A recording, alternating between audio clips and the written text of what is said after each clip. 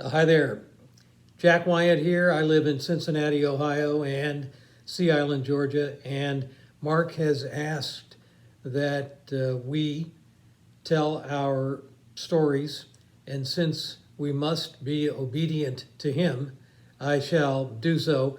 And I've organized mine into letters of the alphabet. Now, there are 26, and the time limit here is 5 minutes. So I've selected 10 letters: C, E, F, P, R, S, T, U, W, and then I circle all the way back to the beginning with an A, which of course stands for ask. Going back to C, career, I started my working life at the Procter & Gamble Company in brand management, and interestingly began the first of 4 different 5-year segments, followed by a big one. And it reminds me that I envisioned, upon graduating from college, I envisioned treating a working life as a smorgasbord with the hopes that I could soak up as much experience and make as much of a contribution as possible, but not limited to one area, one line of work or one area of focus. 5 years at Procter & Gamble in brand management, it's my fundamental training, has dictated the rest of my life. 5 years with the Taft Broadcasting Company, which owned Kings Island, at which I was marketing director, staged the 14 bus jump by Evel Knievel, longest in the world at the time, did a bunch of other innovative activities, and I developed and built the College Football Hall of Fame, which was located at Kings Island for about 15 years and then has moved to a couple of other locations. And that's reflective of one element of the role that sports has played in my life. I left there and became the CEO of a venture capital backed startup company, Home Entertainment Network. 5 years. We built television stations, at both regular and pay, in Minneapolis, Chicago, Dayton, Cincinnati, and created the first ever paid television programming for the Twins, North Stars, Blackhawks, White Sox, and the Cincinnati Reds. Back at a time that pay TV or cable both were in their infancy. That was followed by a startup, venture-backed Nutrition Technology Corporation, where I dug deeply into integrating pharmaceutical and food research in order to develop healthy foods. Some years back that was 85 to 90, and we developed and marketed nationally a number of high fiber and other, I think about 30 products altogether. Sold that business as we did with the prior one. And then in 1990, 30 years ago, I founded Blue Chip Venture Company, and that has been a 30-year run, violating my 5-year plan. And during that time, our firm has invested in about 190 companies, over $1 billion. I've had the pleasure of serving on some boards of innovative firms, the first ISP, Internet Service Provider, the first ASP, Application Service Provider.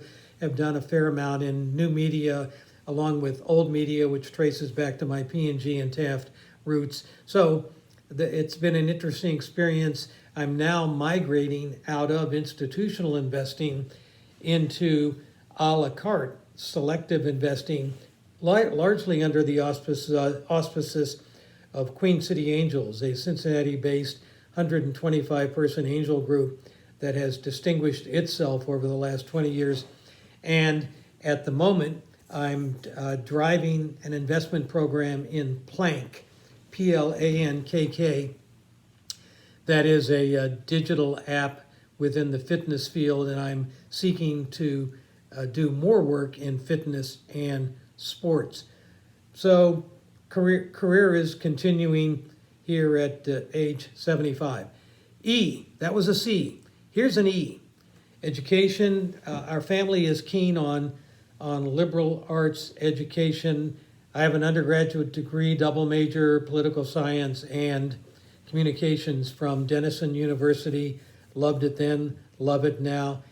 Have a law degree from Salmon P. Chase College of Law. Haven't practiced in a conventional sense, but an important part of my MO. And my wife, Peg, Smith College, and we have 4 children, and their schools reflective of a continuation of our keenness on liberal arts education. They went to Harvard, Princeton, and Yale, and their spouses hail from, Kellogg, Dartmouth, Oxford, and another Harvard. So education is an important topic among us, and as we communicate with our 9 grandchildren, that's the E. Here's an F. Family, 4, as I mentioned. They are in Wilmington, Delaware, or Philadelphia, Brooklyn, Chicago, and San Francisco. And I've just said we have 9 grandchildren. How about a P, philanthropy? Much of what we do, other than local standard stuff, whether it's opera or at one end of a continuum, or feeding the hungry on the other end of a continuum, most of what we've done has involved inner city at-risk children pertaining to squash and other sports, and I'll get to a little more of that in a moment. But here's an R for race. In '63, Peg was at the March on Washington and ended up in a sit-in and was escorted out of town by the Maryland State Police as a way to protect her. In '67, I was president of the Phi Gamma Delta chapter at Denison, Fiji, as some of you would know it, and we pledged the first ever African-American student into a major U.S. fraternity, and that led to an interesting year that involved death threats, a major disruption for my little brother, Herb Booker, and me, and also at the same time an energizing life experience, having been faced with an unusual situation back at that point in time, and we stepped up and responded based upon our view of what was and is morally right. In 1992, I founded the first venture capital firm focused on African Americans, and for a 10-year period of time, we backed and built some interesting companies. That was my R. S, sports, squash. All 6 of us play squash. We have 15 national championships, have represented the U.S. Abroad, and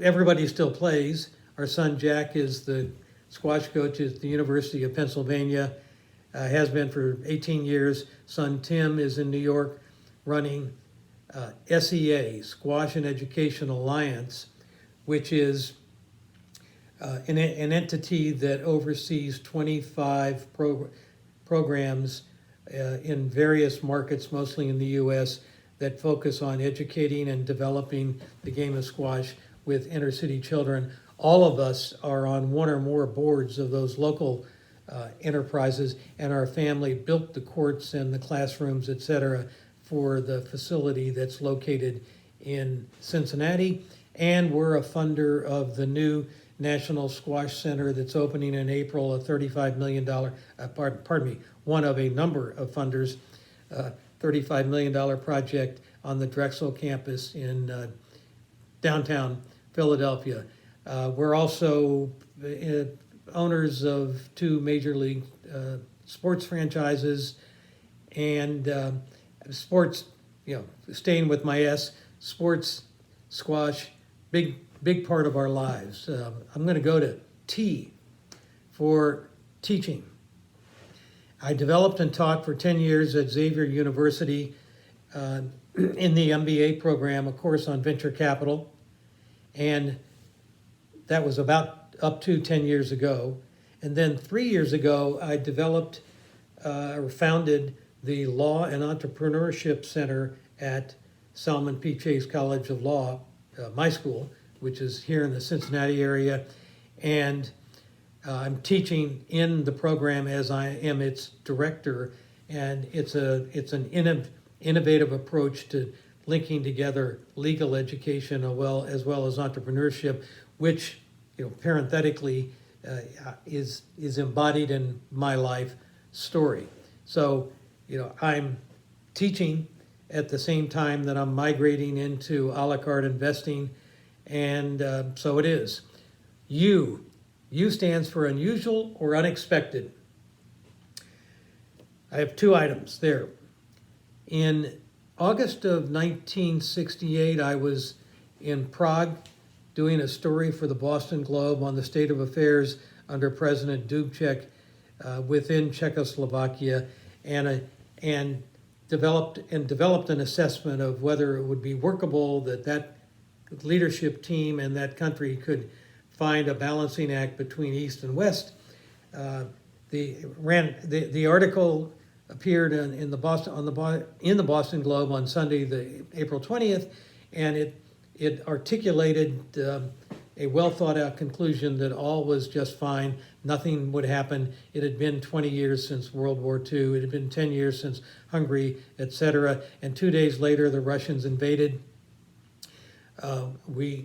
Colleague of mine and I got out of the country at Bratislava 20 minutes before the Soviets closed the border, and we went to split Yugoslavia, where the Tito government had set up medical, food, etc., for any Czech who could get out of the country. And we ended up spending 7 days with Czech citizens who, of course, no cell phones, no internet, didn't know what was happening to their family and friends. And there we were around a campfire every night telling stories in languages and dialects, the circle being based upon the above. The other unexpected is in 1997, or unusual anyway, I was at Skibo Castle in Scotland celebrating a 50th birthday of a great American, Tom Herskovitz. And I had done a fair amount of research on Skibo, which was built by Andrew Carnegie for his daughter, Margaret, his only child. And this was her castle, and she lived most of her life there. And there's a lot of legend and lore about her ghost. Well, I, based on the research and at a grand dinner in a basement Rathskeller-like environment, a large torch in my hand, flame at the end, I beckoned her to join us, and did so forcefully with emotion, and she did. The ghost of Margaret Carnegie came into the room. True story. W, writing. A lot of my life has involved writing. I have a book of 240 poems that I have written, mostly occasion poems of various sorts over the years. I've written a governance template that's used by private companies. I've invested in about 45 companies and have deployed that template with those various enterprises. I've written a book on how to buy a business, and another interesting piece of writing, or at least thought, would be this one.